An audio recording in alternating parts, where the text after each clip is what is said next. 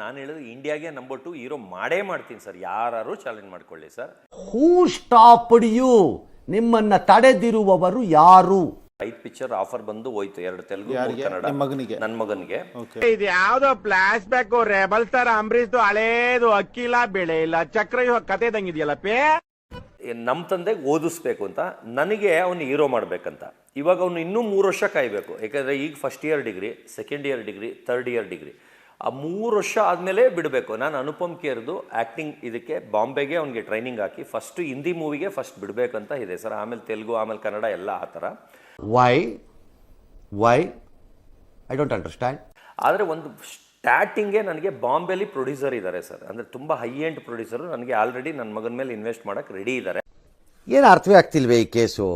ಎಳೆ ಮಗು ಆಗಿದ್ದಿದ್ರೆ ಓಕೆ, ಏನಿದು ಏನೋ ಗೊತ್ತಾಗ್ತಿಲ್ಲಪ್ಪ, ಗೊತ್ತಿಲ್ಲ, ಈ ಅರ್ಥ ಆಗ್ತಿಲ್ಲ ನನಗೆ. ಆ ಕಾರಣದಿಂದ ಬಾಂಬೆಲಿ ಬಿಡಬೇಕಂತ ಹೇಳ್ತೀನಿ. ಅಂದರೆ ಕರ್ನಾಟಕಕ್ಕೆ ಆ ಥರ ಅಲ್ಲ, ಯಾಕಂದ್ರೆ ನಾನು ಹೈ ಬಜೆಟಲ್ಲಿ ಫಸ್ಟ್ ಮೂವಿ ಅವನ್ನ ಲಾಂಚ್ ಮಾಡಬೇಕು ಅಂತ ಈ ಇಂಟೆನ್ಷನ್ ಇಂದ ಬಾಲಿವುಡ್ಡಿಂದನೇ ಸ್ಟಾರ್ಟ್ ಮಾಡಬೇಕು. ಸ್ಯಾಂಡಲ್ವುಡ್ ಬೇಡವಾ? ಸ್ಯಾಂಡಲ್ವುಡ್ ಬೇಕು ಸರ್, ಅಂದರೆ ಫಸ್ಟ್ ಹೈ ಬಜೆಟ್ ಅಲ್ಲೇ ಮಾಡಬೇಕು ಅಂತ. ಪ್ಯಾನ್ ಇಂಡಿಯಾ ತರ, ಪ್ಯಾನ್ ಇಂಡಿಯಾ ತರ ಆದರೆ ಎಲ್ಲ ಭಾಷೆಯಲ್ಲೂ ಅದು ಬರುತ್ತೆ. ಆದರೆ ಬಾಂಬೆ ಪ್ರೊಡ್ಯೂಸರ್ ನನಗೆ ರೆಡಿ ಇದ್ದಾರೆ ಸರ್. ನಿಮ್ಮ ಅಪ್ಪ ಕೊಡ್ತಾನೆ. ತುಂಬಾ ಹೈ ಬಜೆಟ್ ಮೂವಿಯವ್ರು ರೆಡಿ ಇದ್ದಾರೆ. ನಮ್ಮ ತಂದೆಗೆ ಏನಂದ್ರೆ ಎಷ್ಟು ಕೋಟಿ ಬಜೆಟ್ ಅಲ್ಲಿ ನಿಮ್ಮ ಮಗನ ಸಿನಿಮಾ ಮಾಡಬಹುದು ಸರ್? ಇಲ್ಲ, ತುಂಬಾ ಹೈ ಬಜೆಟ್. ಅದು ಎಷ್ಟು ಅಂದಾಜು ಹೇಳ್ಬಿಡ್ತಿಲ್ಲ, ಹೇಳಿ ತೊಂದರೆ ಇಲ್ಲ. ಎಷ್ಟು ಅಲ್ಲ, ನನಗೆ ಎಷ್ಟು ಕೋಟಿ ಬಜೆಟ್ ಅಲ್ಲಿ ನಿಮ್ಮ ಇಲ್ಲ, ಒಂದು ನೆಕ್ಸ್ಟ್ ಲೆವೆಲ್ಗೆ ಶಾರುಖ್ ಖಾನ್ ಮೂವಿ ಎಲ್ಲ ನಡೆಯುತ್ತಲ್ಲ ಸರ್, ಆ ರೇಂಜ್ಗೆ ಅವರು ರೆಡಿ ಇದ್ದಾರೆ ಸರ್. ನನ್ನ ಮಗನ್ನ ಅವರೇ ಫೀಸು ಕಟ್ತಾ ಇದ್ದಾರೆ ಸರ್. ಅನುಪಮ್ ಕೇರದ್ರಲ್ಲಿ ನಾನು ಅವನಿಗೋಸ್ಕರ ಬಾಂಬೆಲೆ ಅದು ಕೋರ್ಸ್ ಮುಗಿಯೋವರೆಗೂ ಅಲ್ಲೇ ಇರ್ತೀನಿ. ಯಾಕಂದ್ರೆ ನಾನು ಇಲ್ಲದೆ ಅವ್ನು ಇರಲ್ಲ.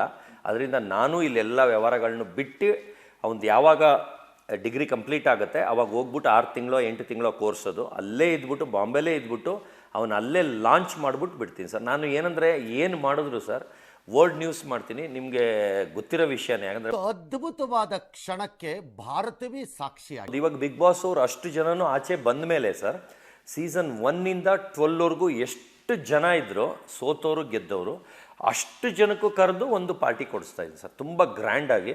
ಈಗ ಮೊನ್ನೆ ಪಾರ್ಟಿ ಮಾಡಿದ್ದು 60 ಲಕ್ಷ ಖರ್ಚಾಯ್ತು ಸರ್. ಬರೀ ಕೇಕೆ 6.5 ಲಕ್ಷ ಸರ್.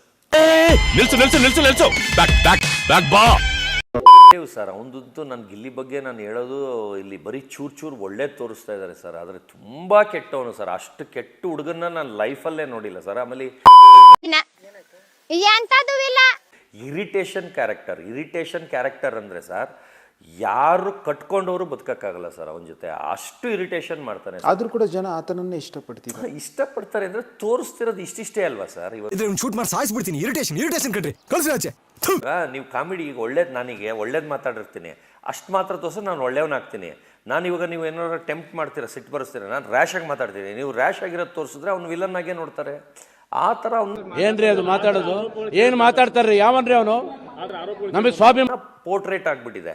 ಬರೀ ಇಷ್ಟಿಷ್ಟೇ ತೋರಿಸ್ತಾರೆ. ಅದೇ ಒಂದು ಕೆಟ್ಟ ಬುದ್ಧಿ ಮಾಡ್ತಾನಲ್ಲ, ಅಲ್ಲೆಲ್ಲ ಕಚ್ಚಡ ಕೆಲಸ. ಇವಾಗ ನಂದು ಕಾಲಲ್ಲಿ ಬಟ್ಟೆ ಒದ್ದ ಕೆಳಗೆ, ಅದೆಲ್ಲ ದುನಾಂಕಾರ, ಕದಿಯಕ್ಕೋಸ್ಕರ. ಅಂದರೆ ಅವಳು ಸ್ಪಂದನ ಮರ್ತುಬಿಟ್ಟು ಹೊಟ್ಟೋದ್ಲು, ಹಂಗೆ ಎದ್ಬಿಟ್ಟು ಇವನು ಎತ್ಕೊಂಡು ಮೆತ್ತಗೆ ಇಟ್ಕೊಬಿಡೋದಕ್ಕೆ ಆ ಸ್ಪಂದನ.